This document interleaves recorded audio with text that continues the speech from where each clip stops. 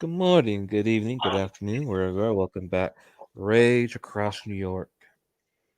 In this particular scene, Ein has been busy at work on the Scepter of Reset, speaking to members of nearly every tribe that he can get a hold of, and doing a pseudo meet and greet. And after a decent amount of time of, let's just say, networking, he is taking a break by exercising, oddly enough.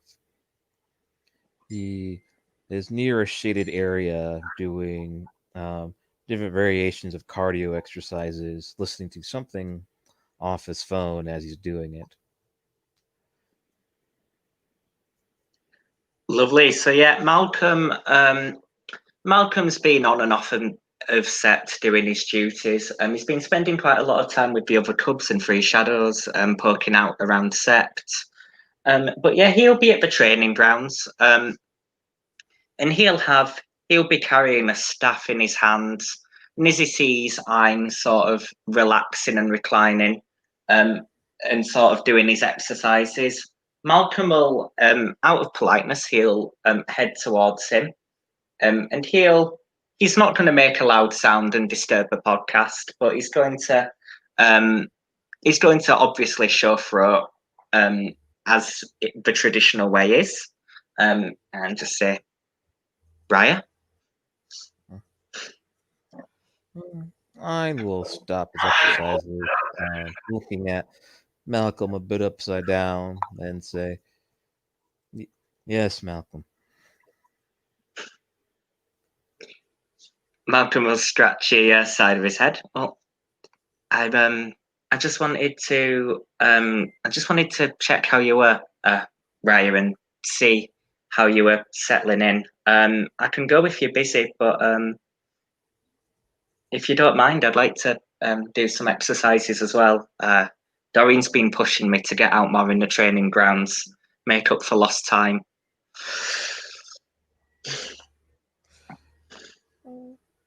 I will nod to that and we'll go over to this phone and begin to pause the audio. And he'll yawn. Okay. Uh, why not? Let's just go with some simple crunches. It's like, and he kind of pats over next to the ground to him. Yeah, yeah. So Malcolm will, where Ryan's put his phone, Malcolm will gently place his staff nearby and his jacket. Um, and he's in quite relaxed workout gear. And yeah, he'll sit down. He'll sit down next to Ryan, while they're going to do the crunches.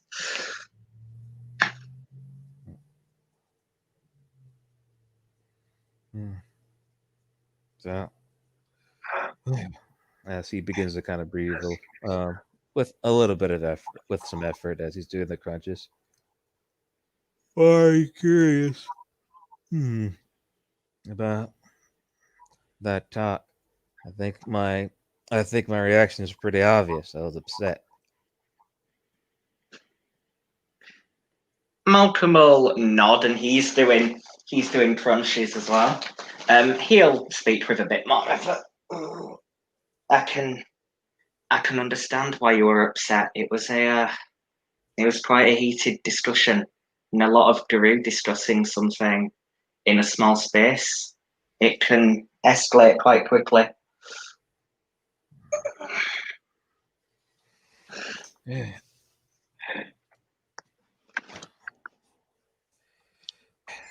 It wouldn't have been so harsh if he wasn't so transparent. Same thing with this Miss Lady and her people. He'll he'll nod. Well, I'm curious. I'm curious, Raya. What do you mean by transparent? As in his intentions were transparent? Or He not, and he goes, I said he. also he cares a lot about his kinfolk, enough that it allows his, let's just say, his integrity to be swayed, and whatever these books maintain, that's like the Silver Fang is collecting them, and for whatever reason. Now, I'm not saying they're beyond generosity, but the amount of effort they're putting in, too suspicious to me. Because at this point, it would be easier? Instead of actually having the book, they just chose to read it. And let's just say we have a good old day of reading and they could copy the manuscript all they want. But they want the book for themselves, the original copy, I might add, and give everybody else a copy. Why aren't the people that own the book keeping the original copy and she get her copy herself? Malcolm will sigh a little bit. Clay's someone I care deeply about and who's done a lot for me. When the attack happened, Clay promised that he'd make sure Vasily couldn't hurt anyone again, and him and Milo went, and Milo paid for that with his life. But I'm inclined to agree with a lot of what you're saying. I've met Mist before once, and she was perfectly courteous and generous with us. But I mean, if she wanted to spread the knowledge to the nation, um, even ignoring the whole debate about whether it's ours or his to give away, I mean, why would she? Why would she be paying him or offering to sponsor his kinfolk in response to that? I mean, if it was a gesture of goodwill, I mean, certainly she could just do it separate, but I don't know.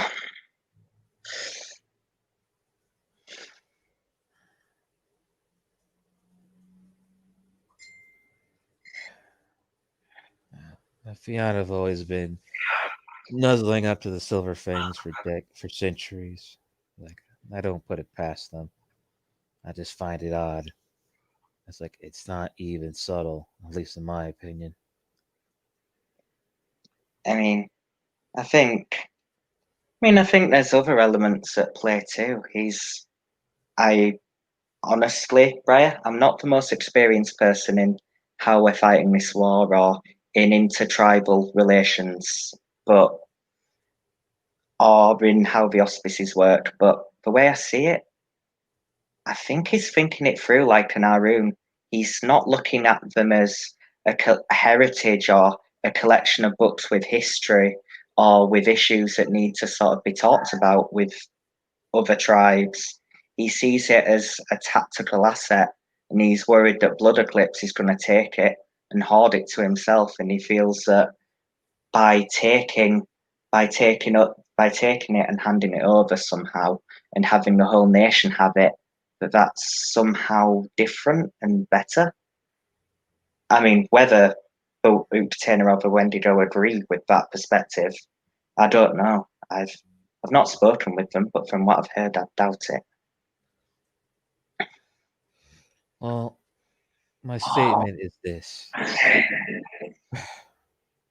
Malcolm, you're wishing to join the Children of Gaia, right?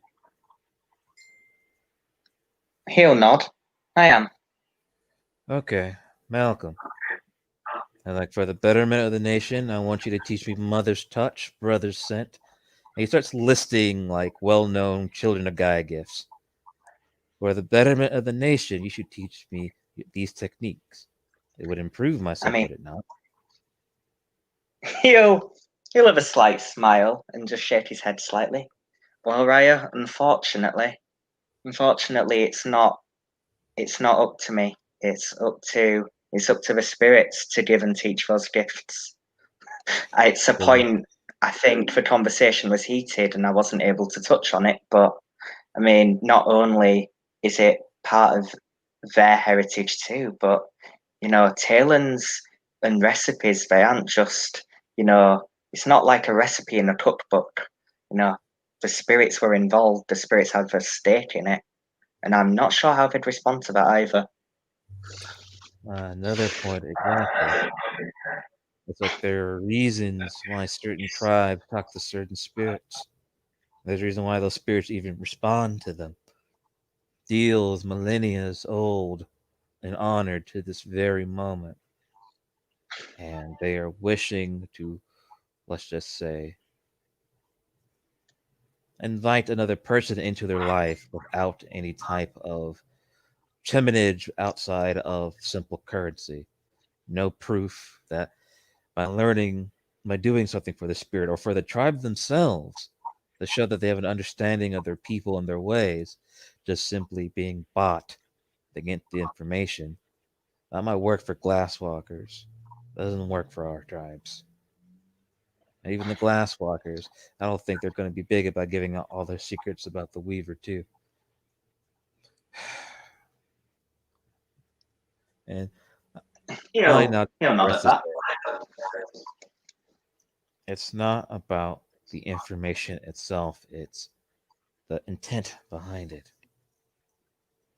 I think, honestly, when you spoke to me earlier about expressing my opinion, I feel that was something that was very much ignored. A lot of the conversation was about the information, the function, but you can't separate. It's not the internet or electricity. You can't separate it from the tribes who, had that knowledge or the heritage. And I just don't know how they're going to react. I mean, maybe if he'd spoken to people in Newton and Wendigo and said he was worried about the knowledge being hoarded, but he'd rather be upfront with them and work with them to find a solution, they could still say no. But I mean, would it be better just have that conversation, even if it's hard?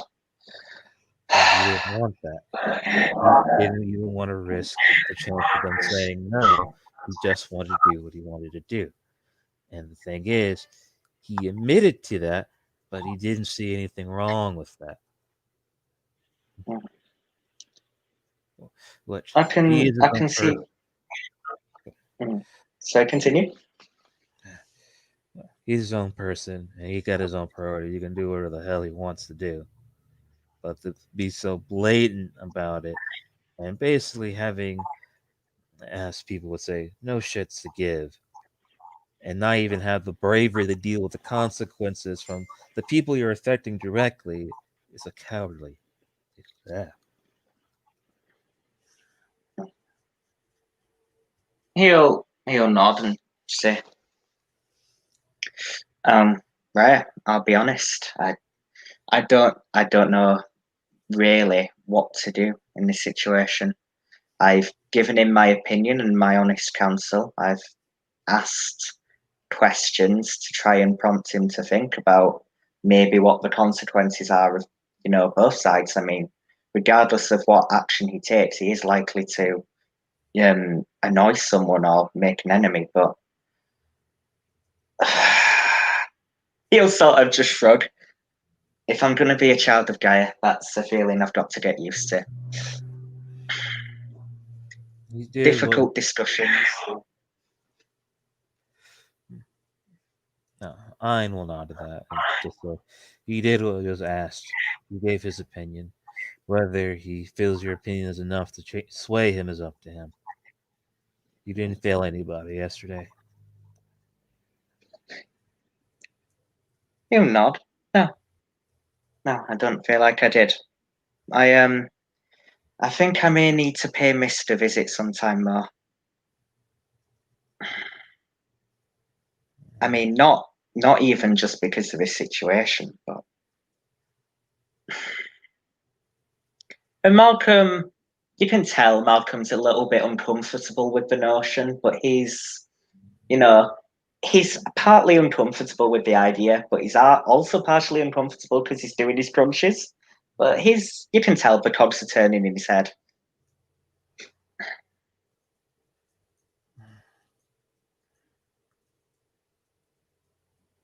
But I commend you, but not in the sense that you being on my side or anything like that. It's more that you were willing to speak up against your betters, and you weren't being Mm. disrespectful either.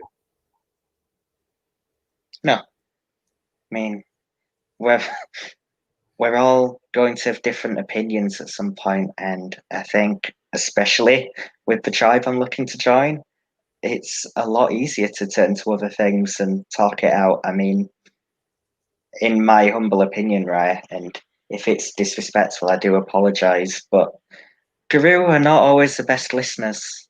You know, we want to, because of our age, we want to act, we want to do things, we don't want to talk. But sometimes, if we don't think things through or talk things through, and we run into situations, that creates more problems than already there. Aye, that's our nature. Eh, we're not like the Goral, which are more patient, nor the uh, trying to remember the actual name out of character, not the Mowgli, the were lizards. Yeah, but but yes, but he will say the actual name in character of the were lizards, where they have what It is the Macaulay, yeah. yeah. Yeah.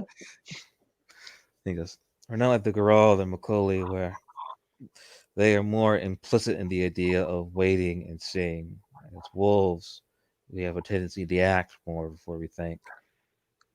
I mean, sometimes action needs to be taken, and that's a good thing. And I mean, we need warriors and defenders and people who are ready to stand up and say, no, this isn't acceptable. And no, I won't let the worm take over. But he'll sort of just shrug. I mean, I suppose I have an easier time than a lot of Guru because of my connections with Dove. I find it talking, mediating, that's natural to me in a way that it may not be for others. So I understand that too. And I also wasn't raised in the nation, and you know, that's something.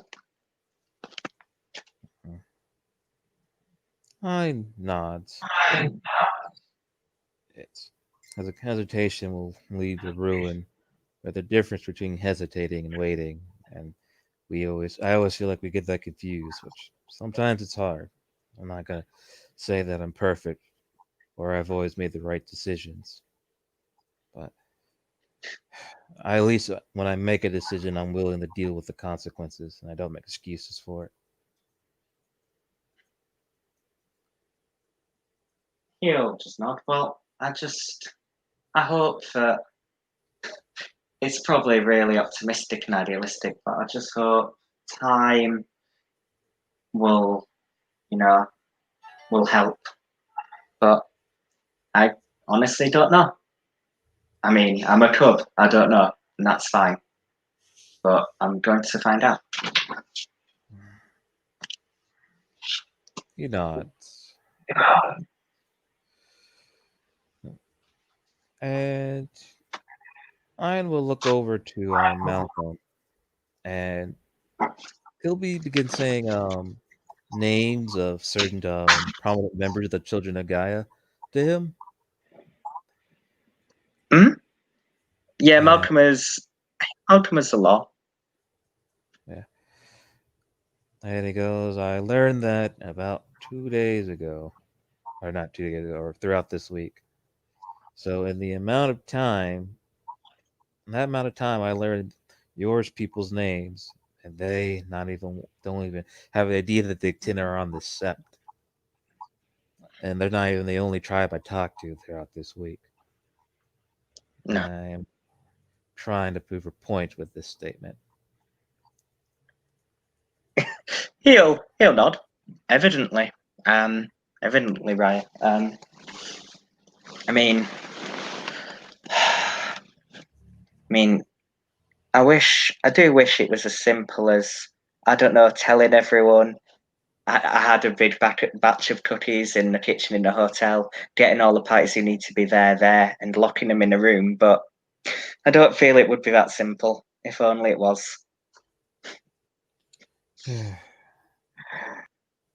It's only that simple when we have a common enemy. When we don't, we make enemies out of ourselves. Seen it so many times in history books. He'll nod at that.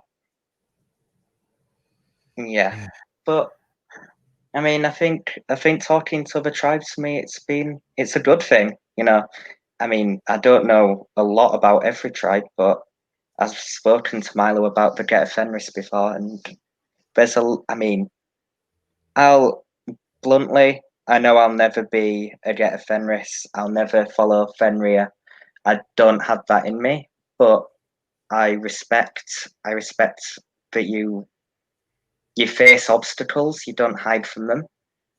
And when I spoke to Milo, he was talking about how it's important to be strong and to encourage others to be strong. And I can understand that too. I just I just hope it all get out, but I don't know.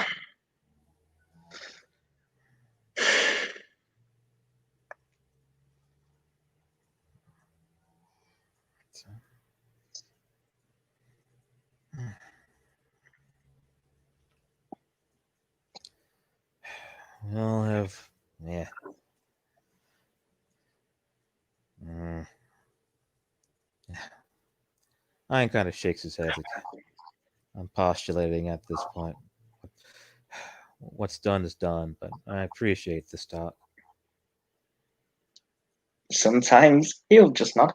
I mean, I I'm not an expert, right? But sometimes you just need to talk things through, and it's been nice to have a conversation. But I mean, how are you settling into sect? Is everyone treating you well? I hope. I know everyone was a bit sensitive because of what happened, with newcomers and all of that. So Yeah, for the most part.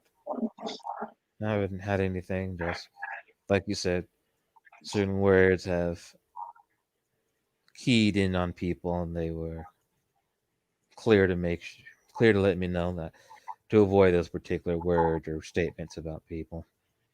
But other than that, it's been fine. So, he'll raise a brow at that. Actually, I mean, anything in particular? I mean, I know being in. I know this sect isn't the most traditional of sets, from what I've heard. just things that reminded them of Vasily and how I worded some of my opinions about the situation. I mean, I'll be honest. I think you were right. Vasily wasn't the most outwardly powerful foe that we possibly could have had. He was a guru, but the way you'll see, it's almost like a dark cloud strikes Malcolm, and he's sort of. I mean, you can probably see Malcolm's thinking through in his head. I mean, I'll never forget what he did. And Vasily had a way of turning the situation to his advantage. So there was nothing I, as a cub, could have done in that situation to save anyone. But I mean, it hurt. It still hurts sometimes, and I can I can understand why people are still quite sensitive about it. We lost a lot of good guru.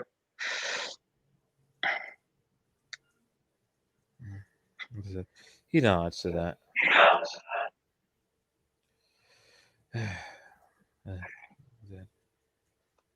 Well, the main thing now is we move forward and learn from our mistakes. So I still have other people I need to interview. Like I met one of them. What's her name? Eyes in the Dark, Missy. But I think Ah, that Smoke and Mirrors is more than just her. More than just her. There was another. haven't spoken to them. Oh, Icarus. Yeah, I know Icarus well.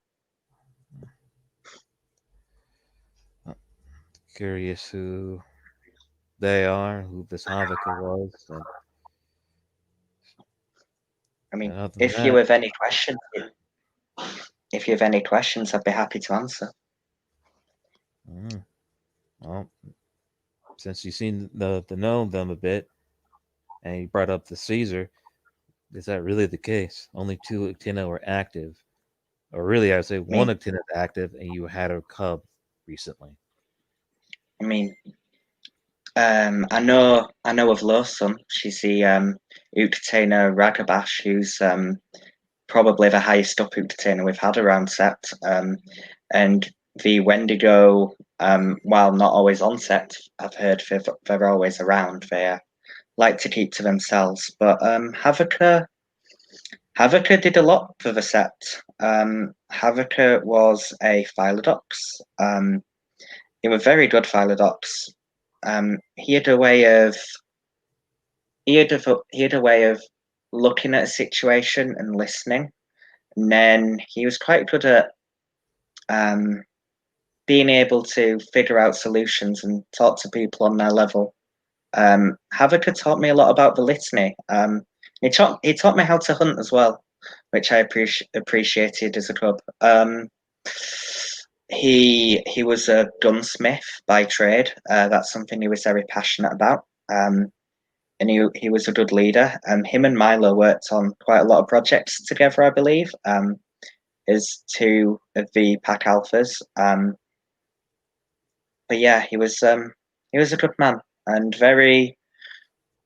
I think, very proud of his roots and who he was. I didn't know him the best out of anyone, but I always admired the way he carried himself. And I'm Cesar, sorry, go ahead. I'm noticed his statement where he does say he was a gunsmith. I was like, I'm surprised. That's not a common trade, and I wouldn't think. Well, the stereotype would be I wouldn't think an Actina would want to learn how to use those, but he did. Curious, Yeah. you know. Thinking about it, it's probably something, if I'd have gotten to know him better, I would have asked him more about. I have to admit, I'm a little bit gun shy. But yeah, and you've met Missy, so you know how Missy is. And Icarus, he's a Galliard. He's been through a lot. From what I understand, it's not my place to say details, but he's been through a lot. But he's B type, who's quite chirpy, open, friendly with people. He likes to make connections. He's started learning to paint, which I've been helping him with. I think when Havaka went, it hit him quite hard. I mean, I hope he's doing better. We've had a few chats, but Icarus is a good cliff. He's spent a lot of time around us cubs, and during the first change, he was the one who was able to sit me down and explain some of this. I mean, everyone else was, you know, sort of struggled to explain it in a way that I, as a person who didn't grow up in the nation, would understand. He was able to lay it all out for me, which I appreciated.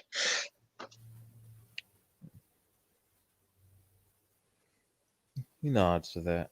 Oh,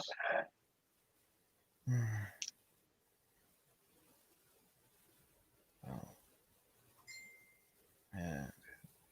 And he thinks about what you're saying, and kind of his face is scrunched up in thought. Well, and he just simply says, again, the unfortunate stereotype, but I'm curious. If Havaka, being the Tena, knew about this book, he didn't try to keep it for himself. He'll pause for a moment. Right, I'll be really honest. I'm not sure about the situation. The person who probably knows most about that would probably be Clay. I and maybe some of Smoke and Mirrors knew about it, but I I honestly wasn't in the loop about it. I think it's quite. I mean, I'm a cub. It was quite a personal thing, but honestly, I'm not sure how Havoc would have responded in that situation. But I think he'd definitely want to, protect his heritage, and I'm not sure.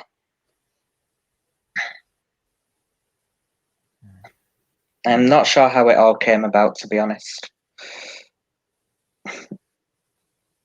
I wish I'd gotten a little bit more context at the time.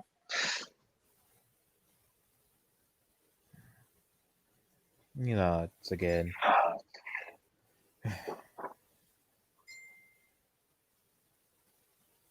Right.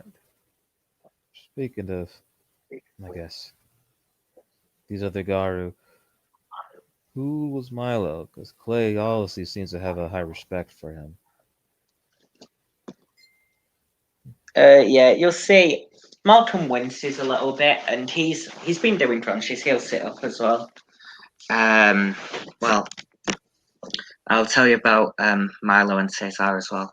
Milo was, as you'll know, he was a Get Fenris too.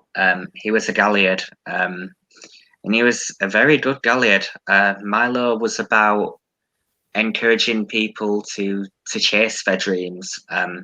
For example, Harsimran, one of the cubs, she was born to the Fangs, the Silver Fangs, but she didn't have the right lineage to follow Falcon. And Milo suggested that maybe she could, confront Falcon and ask why she wasn't letting him chase her dreams. That wasn't the path she ended up taking, but I think it's a good example of how Milo was. When there was a problem, he went for it, but he lent his strength to other people, and he was willing to talk things through and mediate. He was a very skilled mediator, and he was someone who had a lot of who had a relationship with Mist, I believe, in terms of he visited her at the castle and she helped him with some things, I believe. But yeah, Milo I had quite a lot in common with Milo actually, which might be surprising considering the stereotypes, but He nods to that. So, Get Fenris that was respected as a mediator, and if I'm assuming from how he spoke, he didn't mediate by looking menacing. He actually mediated. he nods. Yeah, I mean, he was strong. If he had an opinion, he wouldn't back down on it. He wouldn't back down from a challenge, but he he had the strength to listen and to properly mediate.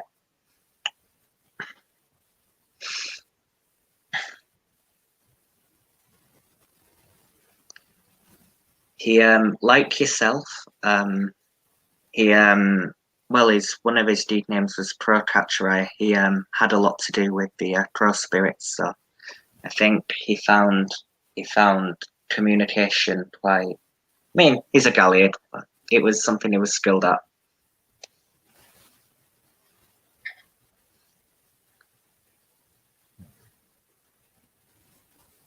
I see. I had a lot of respect for him.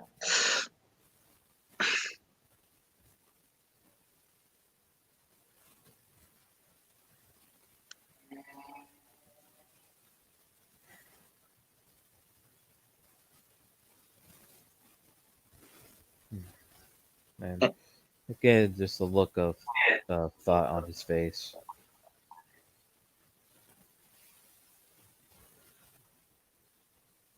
Sorry, a look of what on his face? So another look of thought on his face. Yeah, Malcolm looks quite thoughtful too. You can tell Malcolm, he's still doing crunches, but Malcolm's sort of in thought. And he'll give Ian a moment just to think things through.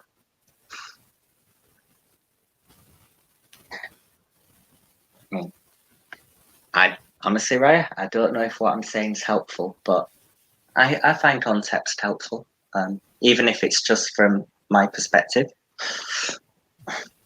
I mean, other people may have different relationships. Again, Clay was really close to Milo. In terms of Havocka, his pack were really close to him. So they're probably the people to speak to in terms of figuring out how they came about possession of the books, what they were planning to do. But yeah.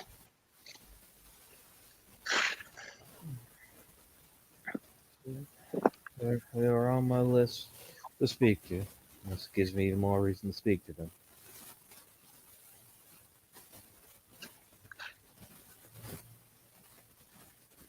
He'll give us a slight smile. Well, I hope it all works out. I mean, I'd like to have some conversations and find out myself. I think it's probably quite important for me to, I mean, not to get involved. It's not my decision, but it could be a good experience. I'd like to. There's a lot that Havocka and Milo did that I'd like to live up to, and I'd like to work towards. And one of the Uktena clubs, Cesar, I was close with him as well. So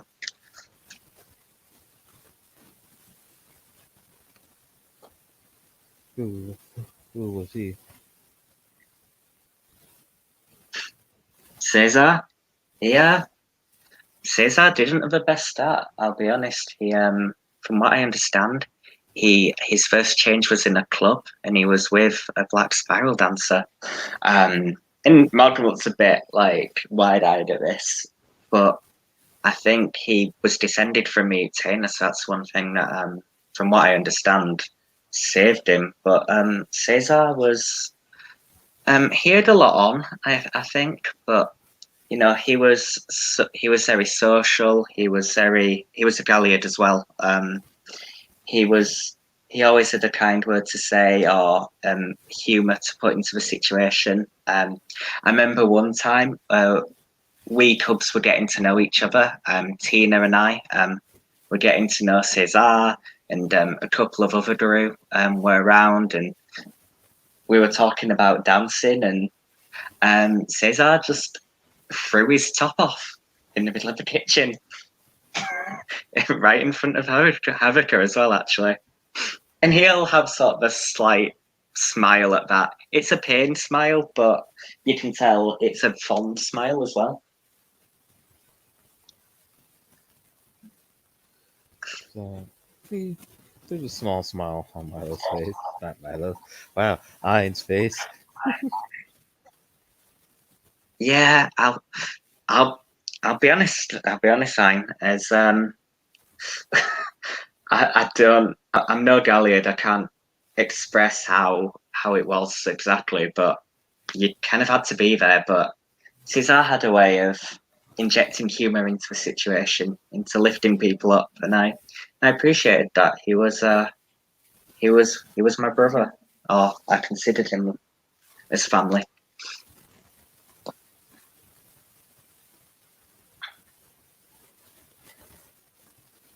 There's a look of sadness, kind of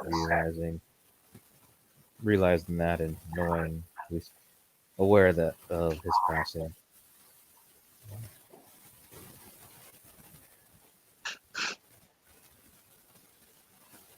He I just hope gave a slight smile. Go ahead.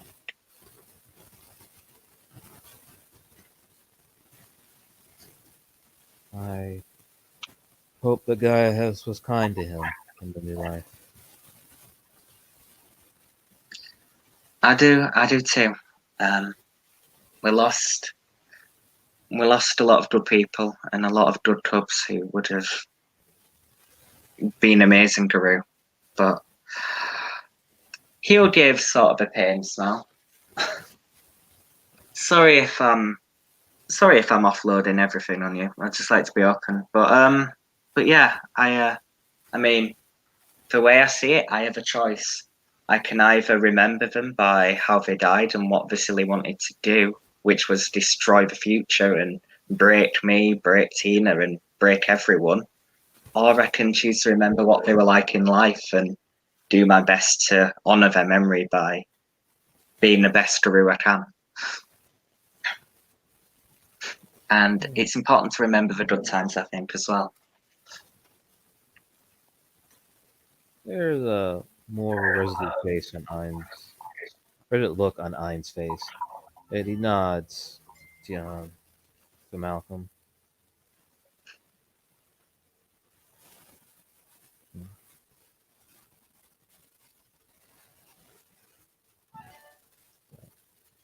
Well, if you wouldn't mind, I'll bore you with something I was taught. He'll perk up, you know. He's curious. Whatever you have to share, I'm happy to listen.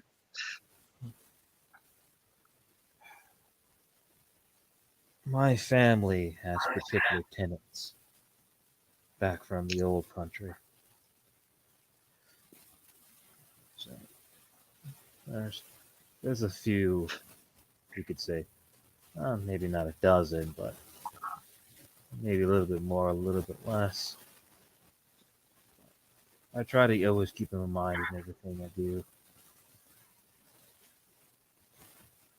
And one of the ones has always stuck out to me, especially with our conversation, is that you should is this. The tenet goes, I will never be taken prisoner by my free will.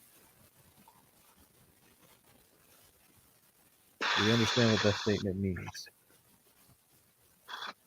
Malcolm will make a face, not a displeased face. It's kind of a thoughtful face, but he'll probably exhale. That statement's quite a profound one. He'll admit, maybe not in its entirety, right? But I can understand that we as people, as Guru, we can put limitations on ourselves. We're sometimes our own worst enemy, trapping ourselves, stopping ourselves from moving on. I guess from what I understand, and I may be wrong, but it's about not letting yourself trap yourself, not falling into that. That's partially true. What I was taught by that statement is think of it this way. If you enjoy, that's childish, let me say, candy. Candy, let's just put it simply, a Hershey bar. Candy is fun, candy is enjoyable, but candy is not life. And the ability to choose candy versus, let's just say, an apple or running or making sure you get your daily runs. Just because you have the choice to choose candy, even though you know you should probably be choosing the apple or the run. Thus, you're taken prisoner by your own free will. It is funny. Oh, that makes. No, go ahead, Malcolm. Sorry, I was just saying it makes sense. That makes sense to me. Yeah. So your statement is true. You can be a prisoner of your own free will by giving yourself limitations. You can be a prisoner of your own will because you want something and somebody has it. You can be the prisoner of your own will because you feel a certain way even though you shouldn't act upon it, but you do anyways. I said I was very much taught free will is free will. You always have a choice. To say that you don't is not truly true. Now, there may be a lot of consequences you don't want to deal with, or a lot of negative repercussions. But in the end, you always have the choice outside of the unfortunate evils that exist in this world that can take away free will.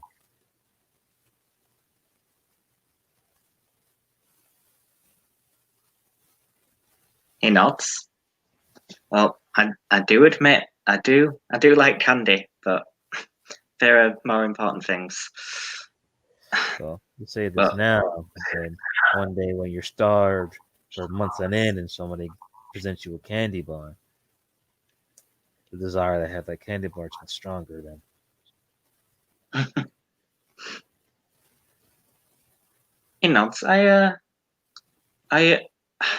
I mean, I agree. I think we do have free will. We always have a choice. I mean, we may not be able to control, like you said, what the consequences are, the circumstances of the choice. Sometimes you have to choose a direction and ride it out, but that makes a lot of sense to me. I'm working quite hard on trying to change my way of thinking sometimes, trying to look at things from different perspectives. He nods and stands, begins kind of wiping at his clothes. And they typically followed it up. Is how my uncle did it. Thus, if you're not a prisoner of your free will, if you take the credit, you always take the blame. Life is consequence, and you do not fear life.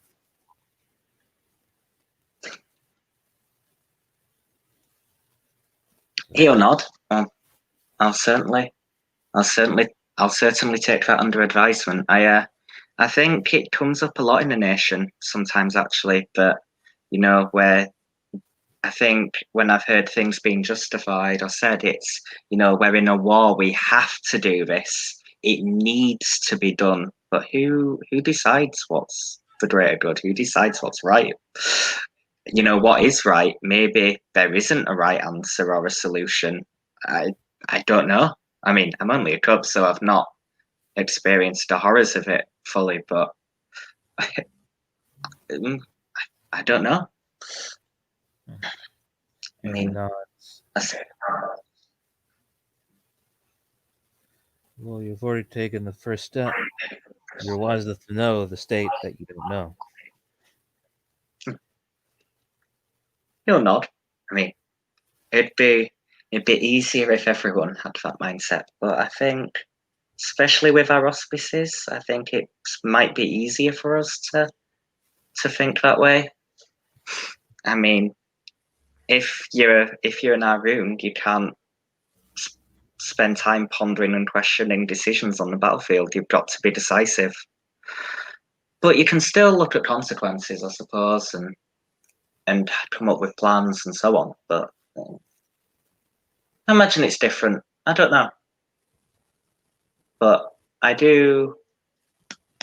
He'll just sort of shake his head as if he's sort of clearing the thoughts from his mind. But thank you for sharing that with me. I appreciate your willingness to listen. I mean, I don't think you're expected to be discussing philosophy and free will after, half an hour of exercise. So I appreciate the education. He nods. I appreciate your willing to listen to me. Man I mean, begins to put the phone in his pocket and pull out some headphones attached to it, though he doesn't put them on. it's all right.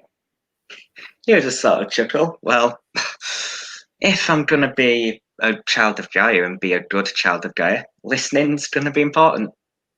And making choices other people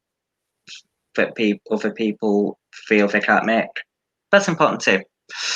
And he'll just sort of glance to the headphones, say, I probably bothered you enough, so I'll go if I can be excused, right? But if you ever want to talk or need anything, or I mean, I don't know what you do for fun, but if you want to do something fun, like just I'll just let me know. I can give you my cell if you need it. So he nods to that. Like, there's a place I go to in town. Me and my family, we typically play pool and drink.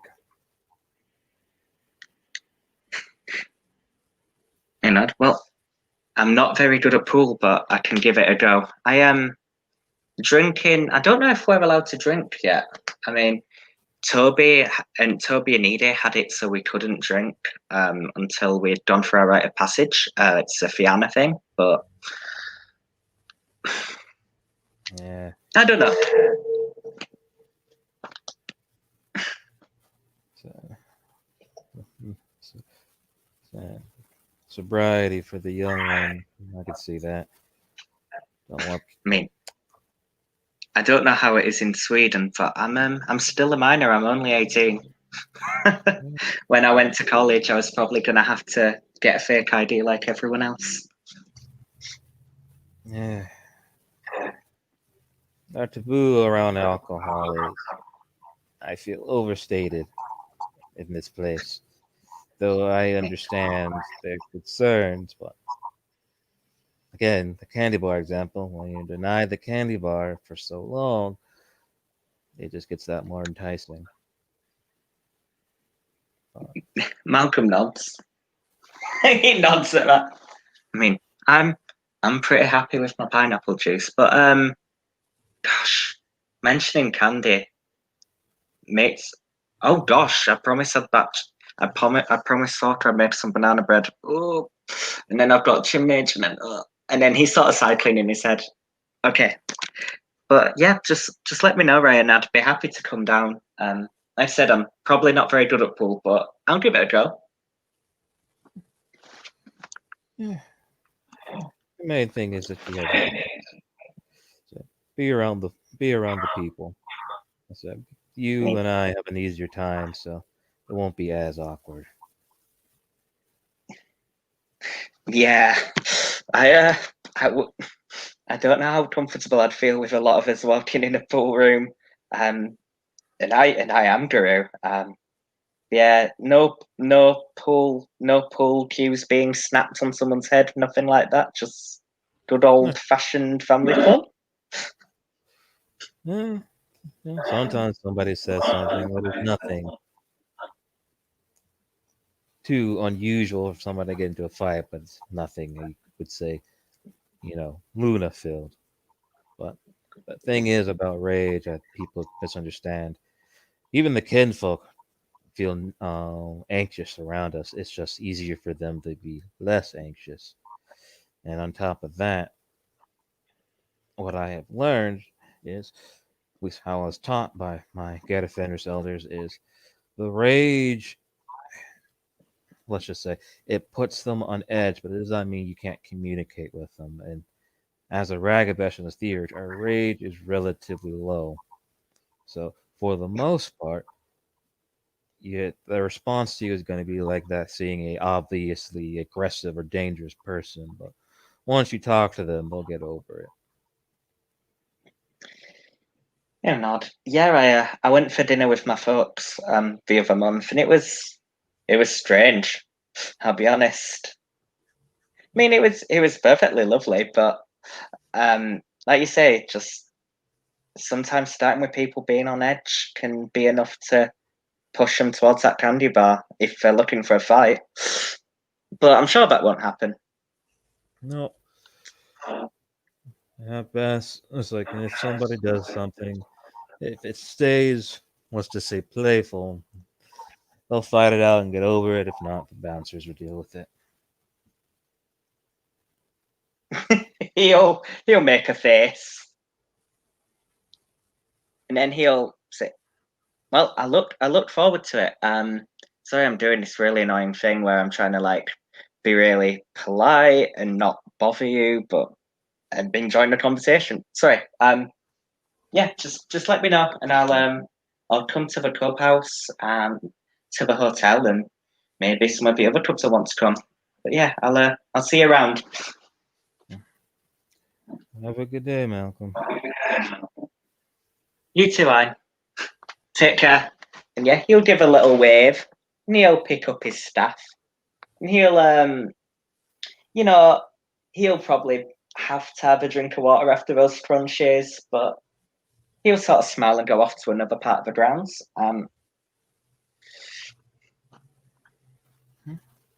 And with that, thank you, players, for playing. Thank you, watchers, for watching. Have a good morning, evening, or night.